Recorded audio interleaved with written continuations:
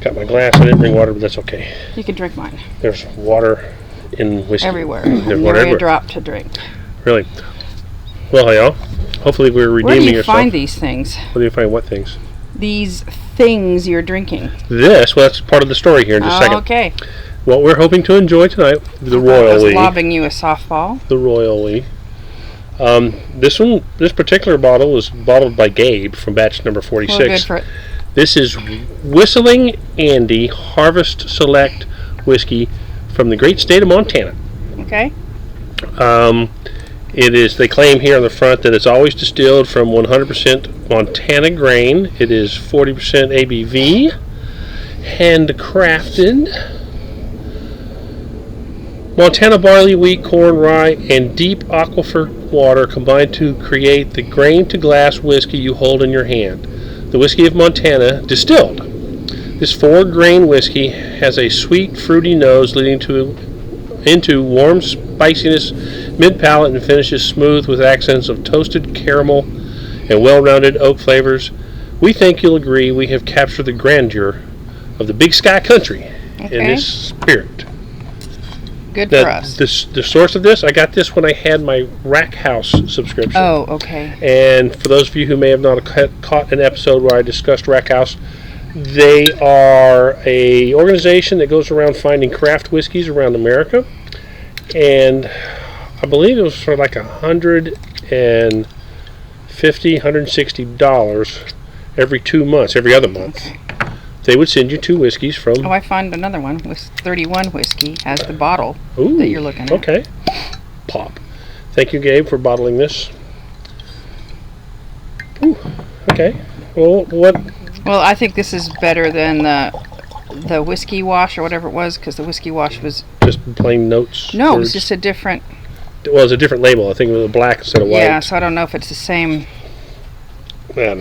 But I think the whiskey wash one Uh-huh. was from like 8 years ago. Okay, and this one is from 4 years ago. Okay, that's better. That's more likely. In fact, it may be the same what you here. I don't know where Big Fork, Montana is, but that's okay. Okay. So from the Whistling Andy website, let me see if it says something about us, our story. Wouldn't that be good? Our story. Yeah. 2010, New Year's Day 2010 marked the opening of Montana's oldest operational distillery. So you could also probably say the first in recent times. Yeah. They probably had some pre-prohibition. That's why stuff going on in the woods kind of thing. Yeah. Inspired by a great person and the perfect location, Whistling Andy meticulously handcrafts the finest spirits using select local grains, local cherries, true first cut cane sugar, and locally, I don't think they grow the cane sugar in Montana, and locally sourced botanicals whenever possible. Named for Brian Anderson's father, who was nicknamed Whistling Andy during his time in the military. So I was thinking of a whistle pig, a groundhog. When you're up in the mountains, they wee. Yeah. The distillery prides itself not only in producing award-winning spirits, but in giving back to the community and the people of Montana. You said they had cane sugar. Wonder if they'd make a rum, because you wouldn't put sugar in this. Okay. It's a nice nose. They got pear. Grain to glass. Our spirits start a couple of miles down the road. Locally sourced family farms supply us with the grains to get our distillate going. Do you know your farmer? No. No. So here's the dream team. Gabe, who bottled that, is the head distiller. What? Gabe's in it. All right. Yeah, buddy. And Moose is the distillery pup. I bet he doesn't do much bottling. No. Let me see if they have a rum. Probably like our Basset Hound boozer, sips a little bit, next thing always belly out. Crisp cucumber gin. Spirit of Sperry. Huckleberry vodka.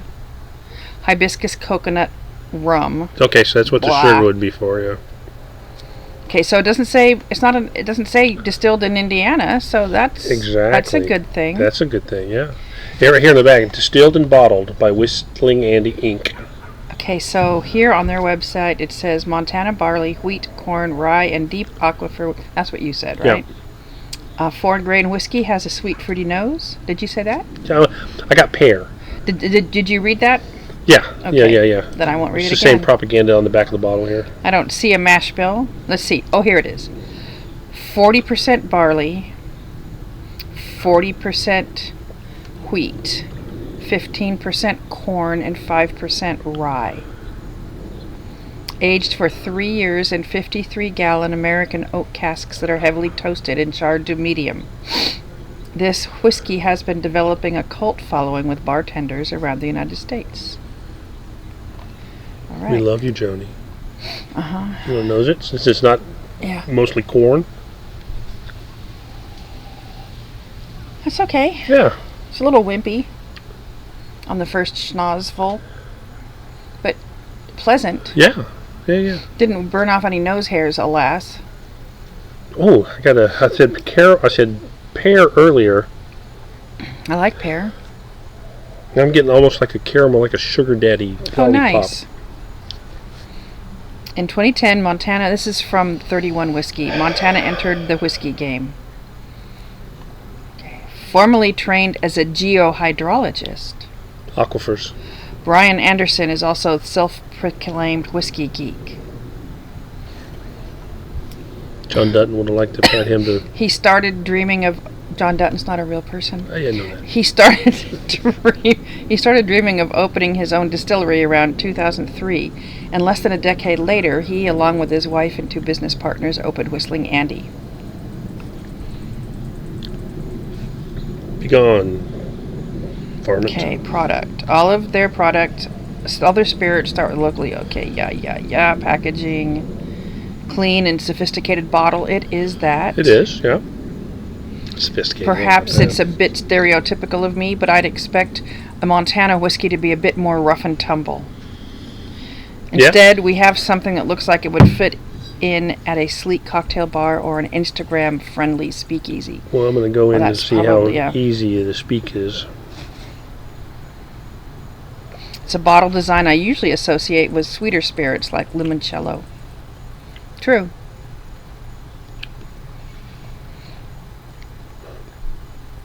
Nice mouthfeel. Okay, I don't think they have... This reviewer doesn't have Pecans. tasting notes. I got pecans. Okay. Or pecan wood, at least. Okay, let me see if the other one. Tasting notes. It says appearance, honey golden colored with rather quick legs. Yeah. But it has a lot of legs. What did you say your nose was? Pear. Mostly Okay, pear. This one, and it's probably a Pear and different wood. year. Okay. They both, the last one and this one, give them a 6 out of 10. Sounds better 3 out of 5, doesn't it? The nose, this person says, quite malty with a full oak presence. Late, I catch notes of stewed apple and caramel with a bit of vanilla and nutmeg. Caramel, yeah. There's no tasting. Okay. I like the taste. It's Okay. It's got a subdued sweetness to it. Oh, here not it is. like corn. What do they say? Go ahead, tell me what you think. And just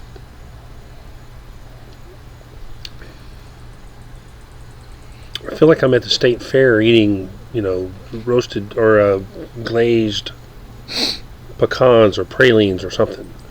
Okay. It's nutty, woody, slightly sweet, slightly salty, peppery. Oh, that sounds good. Yeah, do you want to taste? No. Okay. So this reviewer at Whiskey Wash says the palate soft, very, very soft throughout. It is. I got on my nose. It was soft. Yeah, it is soft. Sweet. It's not punching you at all. Sweet with bits of cinnamon cookie, apple crumble, a note of green oak, raisin, cream of wheat. Cream of wheat, really? A slight spice toward the end with cinnamon and a hint of clove. The finish, lingering notes of cinnamon, raisin toast, and a bit of toffee. There is only the most subtle of salt notes in the after taste as well. The saltiness. Okay. I like it. Good. I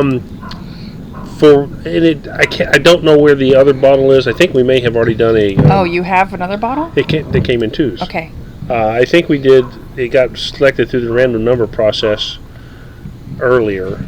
I'll have to go back and take a look, maybe make a comment on it later. I like it. I think the price point has gone up probably quite a bit, because the thing I think the Whiskey Wash was showing it having a price point of like $45 or something like that. That's what Wine Enthusiast has. Okay. As of 2022. So okay. At that price point, I say buy it. Yeah. Yeah. So the Wine Enthusiast says, rich caramel aroma and vanilla palate tinged with oak and espresso. No. Adding water gives a softer feel, releasing burnt orange peel and fading into hints of charcoal, black pepper, and clove. You want to put a couple of drops of water in it? Let me see. Just put your little finger in there. Very well. Maybe I should, because I wash my hands more than you do.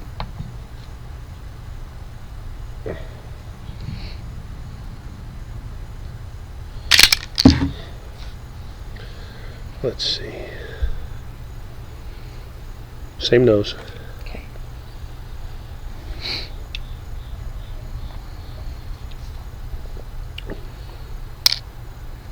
Still smooth. No, I mean, nothing bold about it, but that's okay. But if that price point moderately accurate, I'd say get it. I wouldn't say drive to Big Fork, Montana to go buy it, but if you can find it somewhere. If you happen to be passing through. Yeah, but you can probably check Remedy, or maybe even Flaviar, or Bob's Liquors out of Bob's Discount Liquors out of California. They ship to a lot of places. They no longer ship to Virginia. Communists. And what was the other one? Rack House? Do they sell? No, they don't. Theirs is only subscription. Membership? Okay. Yeah. And the only reason I suspended the subscription with them was because I was getting just too much whiskey. I thought I'd never hear you say that. 200 plus bottles yet to open. And I still can't find Edinburgh rhubarb and ginger gin. I really like this. Okay, good. I would certainly drink it neat anytime I decided to drink from it.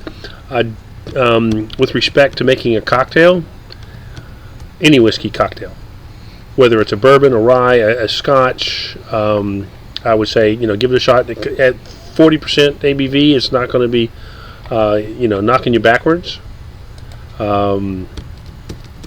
I would, if I were to do this in a Manhattan, I don't think I would use one of the. I think I would just stay kind of with stereotypical Rosso,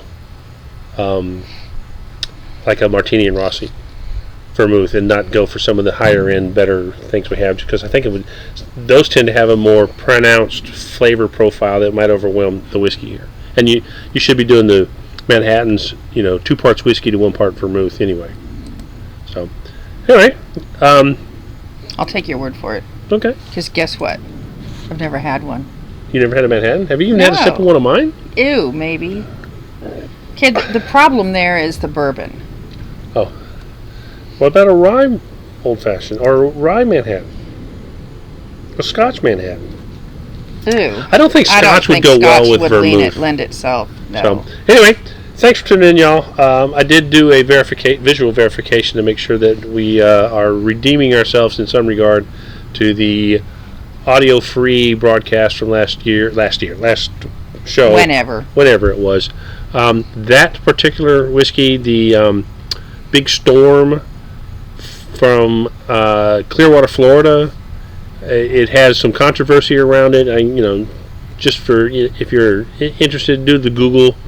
Apparently, the principal owner was a bit of an embezzler. To the tune of like 120 million from a charity organization that was helping. That he ran. He ran, but it was it was to help children in the same fashion that whatever. Anyway. Thanks for tuning in, y'all. We are going to... thankfully, the dog hasn't started barking. We are not doing well on our football picks so far. Well, I think you're doing better than I am. Okay, well, that's all that matters then. Okay. Thanks, guys. Talk to you later. Bye-bye. Well, I've got to find the thing to... Bye.